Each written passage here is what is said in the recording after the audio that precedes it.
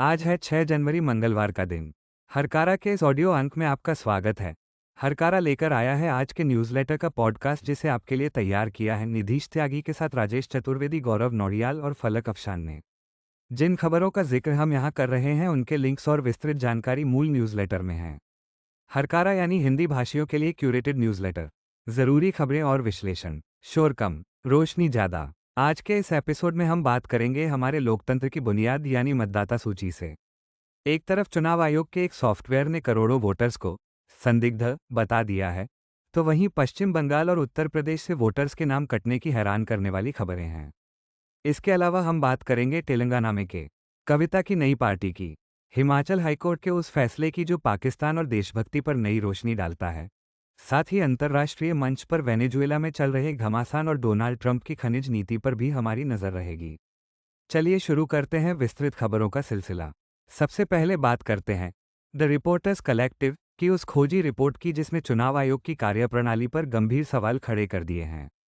Reporter Ayushi car और नितिन सेठी की report के मुताबिक भारत निर्वाचन आयोग द्वारा तैनात किए गए एक सॉफ्टवेयर ने बिना किसी लिखित प्रोटोकॉल या मैनुअल के देश के करोड़ों मतदाताओं को संदिग्ध करार दे दिया है।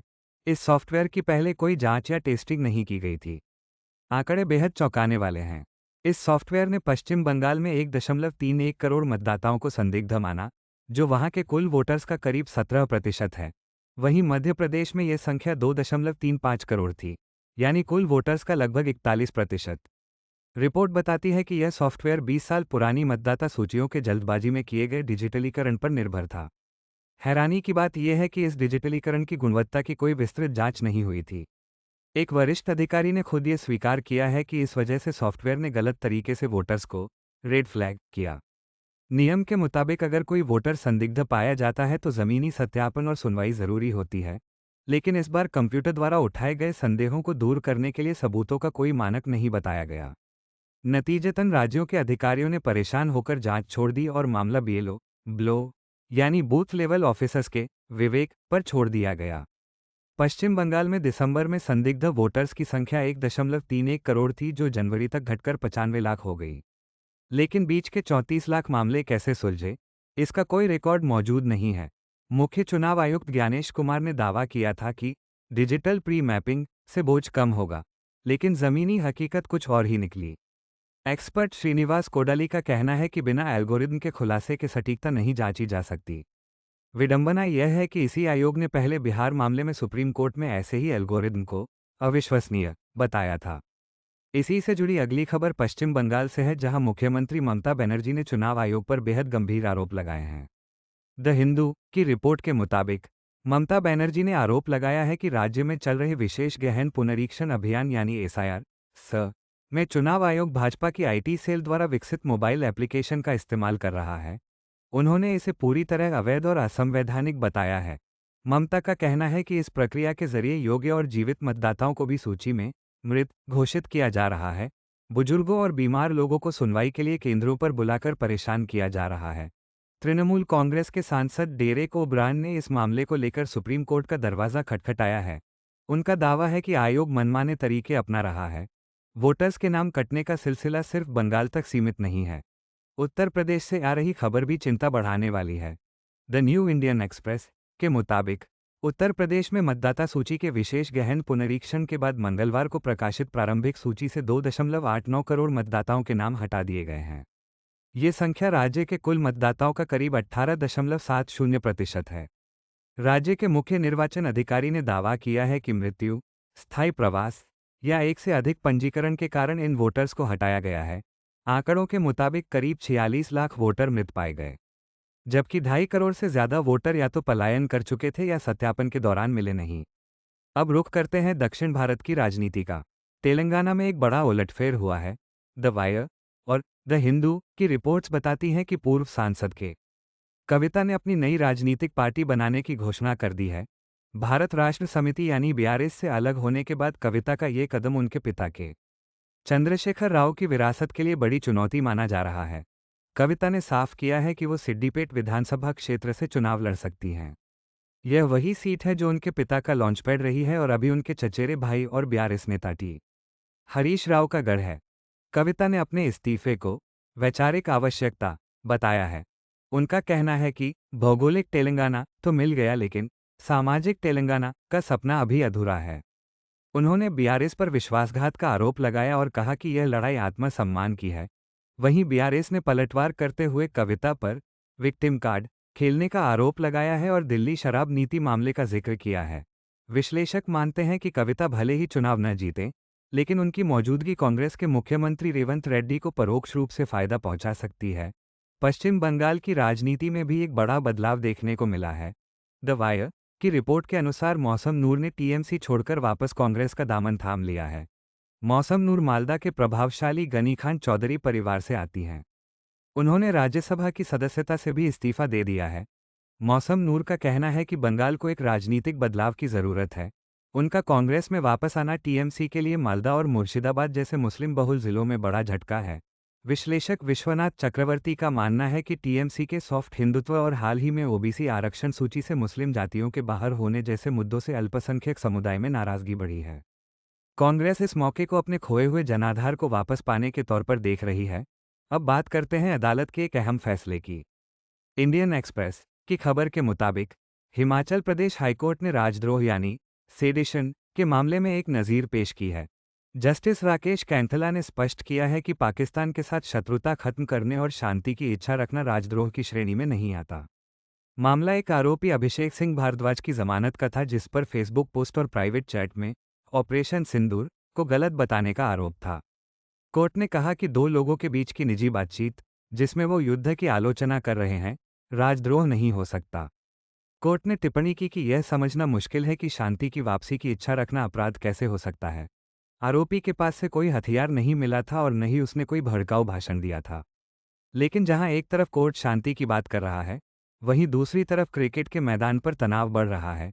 भारत और बांग्लादेश के बीच कूटनीतिक विवाद अब क्रिकेट तक पहुंच गया है। आईपीएल के अगले सीजन के लिए कोलकाता नाइट राइडर्स द्वारा रिकॉर्ड कीमत में खरीदे गए बांग्लादेश के तेज गेंदबाज मुस्तफिजुर रहमान का अनुबंध रद्द कर दिया गया है। बीसीसीआई के एक सूत्र ने बताया कि यह फैसला क्रिकेट से ज्यादा ऊपरी स्तर से आया आदेश था। इसके पीछे दक्षिणपंथी समूहों का विरोध भी एक वजह मानी जा रही है। इस घटना से नाराज बांग्लादेश ने 2026 टी20 वर्ल्ड कप के लिए अपनी टीम को भारत न भेजने की धमकी दी है। वहीं खबर है कि मुस्तफिजुर रहमान अब पाकिस्तान सुपर लीग यानी पीएसएल में खेलेंगे। अब चलते हैं अंतर्राष्ट्रीय खबरों की ओर। वेनेजुएला में हालात तेजी से बदल रहे हैं और इसमें चीन का बहुत कुछ दांव पर लगा है। द अटलांटिक और केशव पद्मनाभन की रिपोर्ट के मुताबिक अमेरिका द्वारा वेनेजुएला में सैन्य अभियान शुरू करने और वहां के राष्ट्रपति निकोलस मादुरो को पकड़ने की कोशिश ने चीन की चिंता बढ़ा दी है। चीन ने वेनेजुएला को करीब $100 बिलियन का कर्ज दे रखा है। डोनाल्ड ट्रंप के आने से पहले ही वेनेजुएला ने चीन के लिए अपने दरवाजे खोल दिए थे। चीन ने वहां के तेल भंडारों के बदले भारी भरकम कर्ज दिया था। अब ट्रंप प्रशासन की नज़र वेनेजुएला के विशाल खनिज भंडारों पर है। एक्सियोस की एक रिपोर्ट बताती है कि ट्रंप वेनेजुएला और ग्रीनलैंड दोनों जगह खनिज तेल और आर्टिफिशियल इंटेलिजेंस के लिए ज़रूरी रेयर अर्थ मिनरल्स पर कब्जा चाहते हैं। इन देशों में गैलियम, जर्मेनियम और कोल्टान जैसे खनिज हैं जो चिप इंडस्ट्री और इलेक्ट्रिक गाड़ियों के लिए बेहद ज़रूरी हैं। अमेरिका इन संसाधनों पर चीन की पकड़ को कमज़ोर करना चाहता है। इस पूरे घटनाक्रम पर रूस और चीन की चुप्पी भी हैरान करने वाली है। विश्लेषक मानते हैं कि पुतिन और शी जिनपिंग ट्रंप के इस कदम का इस्तेमाल अपने अपने क्षेत्र में अपनी आक्रामकता को सही ठहराने के लिए कर सकते हैं। इसी बीच भारत भी अमेरिका में अपने हितों को साधने के लिए लॉबिंग का सहारा ले रहा है। दीपांजन रॉय चौधरी की रिपोर्ट के मुताबिक वाशिंगटन स्थित भारतीय दूतावास ने एक lobby firm SHW partners LLC को हायर किया है। इस फर्म का नेतृत्व डोनाल्ड ट्रंप के पूर्व सलाहकार जेसन मिलर कर रहे हैं। फारा फाइलिंग से पता चलता है कि यह फर्म 2025 तक व्यापार समझौते और अन्य कार्यक्रमों के लिए भारत की मदद करेगी। इस फर्म ने हाल ही में ऑपरेशन सिंदूर के दौरान भी भारतीय अधिकारियों के लिए बैठकें आयोजित करने में मदद की थी। रिपोर्ट के मुताबिक इस काम के लिए फर्म को $1.8 मिलियन यानी करोड़ों रुपए में हायर किया गया है। वापस लौटते हैं देश की खबरों पर। उत्तराखंड से एक बड़ी खबर आ रही है। नरेंद्र सेठी की रिपोर्ट के मुताबिक उत्तराखंड सरकार 2027 के अर्धकुंभ मेले से पहले हरिद्वार के घाटों पर गैर हिंदुओं के प्रवेश को प्रतिबंधित करने पर विचार कर रही है। सूत्रों के मुताबिक हरिद्वार के 120 वर्ग किलोमीटर क्षेत्र में फैले करीब 105 घाटों पर यह प्रतिबंध लग सकता है।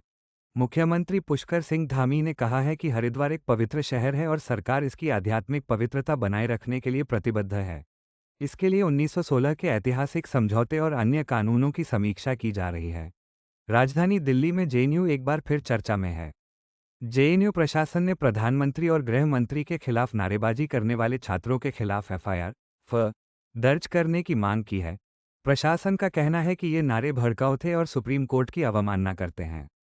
यह नारेबाजी उमर खालिद और शरजील इमाम की जमानत याचिका खारिज होने के बाद हुए विरोध प्रदर्शन के दौरान की गई थी। वहीं छात्र संघ का कहना है कि ये नारे वैचारिक थे और किसी पर व्यक्तिगत हमला नहीं था। केंद्रीय मंत्री गिरिराज सिंह ने ऐसे लोगों पर देशद्रोह का मुकदमा चलाने की बात कही है। मध्य प्रदेश के इंदौर से एक दुखद खबर है, जहां गंदा पानी पीने से लोगों की मौत हुई है। एक्सप्रेस न्यूज सर्विस के मुताबिक हाईकोर्ट ने इस मामले में राज्य सरकार को कड़ी फटकार लगाई है। कोर्ट ने कहा कि देश के सबसे स्वच्छ शहर की छवि को इस घटना ने गंभीर नुकसान पहुंचाया है। सुनवाई के दौरान खुलासा हुआ कि नई पाइपलाइन बिछाने का आदेश 2022 में ही हो गया था, लेकिन अधिकारियों की लापरवाही से काम नहीं हुआ। कोर्ट ने कहा कि स्वच्छ पानी पीना जीवन के अधिकार का हिस्सा है और इससे समझौता नहीं किया जा सकता। और अंत में बात महाराष्ट्र की राजनीति की। सुधीर सूर्यवंशी की रिपोर्ट के मुताबिक भाजपा ने उपमुख्यमंत्री अजित पवार पर दबाव बढ़ा दिया है कि वो वीर सावरकर की विचारधारा को स्वीकार करें। भाजपा नेता आशीष शेलार ने कहा है कि अगर अजित पवार की एनसीपी महायुति गठबंधन में रहना चाहती है तो उन्हें गठबंधन साझेदारों की विचारधारा माननी होगी। वहीं एनसीपी नेता अमोल मिटकरी ने पलटवार करते हुए कहा है कि वो शाहू फुले अंबेडकर की विचारधारा पर कायम रहेंगे और भाजपा की विचारधारा उन्हें मंजूर नहीं है। यह विवाद गठबंधन में बढ़ती दरार की ओर इशारा कर रहा है। आज के लिए बस इतना ही। इस एपिसोड के बारे में अपनी राय हमें ज़रूर बताएं। हम मिलेंगे हरकारा के अगले अंक में कुछ और नई और अहम खबरों के साथ। तब तक के लिए अपना ख्याल रखें और सुनते रहें हरकारा।